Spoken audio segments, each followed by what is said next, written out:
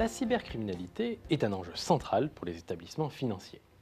Il faut dire que certaines institutions peuvent subir jusqu'à 10 000 attaques chaque jour d'après l'étude de Xerfi intitulée La banque et l'assurance face aux cybermenaces. Aujourd'hui, le coût annuel de la cybercriminalité est estimé à 287 milliards d'euros dans le monde et à 1,7 milliard d'euros en France. Et les coûts liés à ces menaces pourraient se traduire par une perte de plusieurs centaines de milliards d'euros à moyen terme pour l'économie mondiale.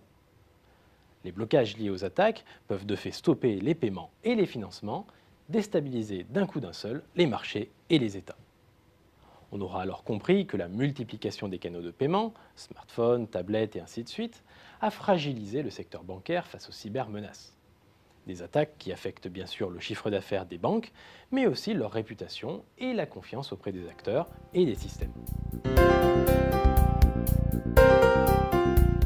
Dans un tel contexte, les acteurs de la banque et de l'assurance ont fortement accru leurs investissements dans la cybersécurité.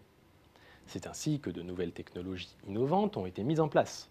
Des technologies reposant sur la biométrie ou les réseaux sécurisés par exemple, pour renforcer la protection des données numériques.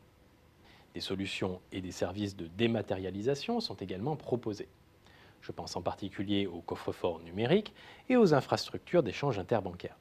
Sans oublier bien sûr de sensibiliser le personnel de la banque et les clients avec des sites internet spécifiques ou encore des brochures et des formations. De leur côté, les assureurs proposent des couvertures contre les risques d'attaque informatique. Des couvertures pour permettre aux entreprises d'être indemnisées des dommages matériels survenus sur leur système d'information. Le potentiel du marché de la cybersécurité est toutefois sous-exploité.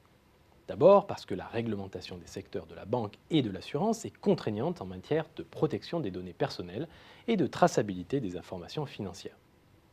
Ensuite, il est difficile d'évaluer économiquement les services et les assurances dédiés à la cybersécurité, faute de données fiables. Pour bien comprendre, il faut savoir que seulement 30% des victimes déclarent une attaque. Enfin, les risques de la cybercriminalité sont imprévisibles en raison de l'évolution constante des technologies. D'ailleurs, l'analyse des experts de Xerfi montre que la Banque Postale et Crédit Mutuel CIC ont une longueur d'avance dans ce domaine. Ces deux opérateurs ont de fait multiplié les partenariats et les initiatives ces derniers mois.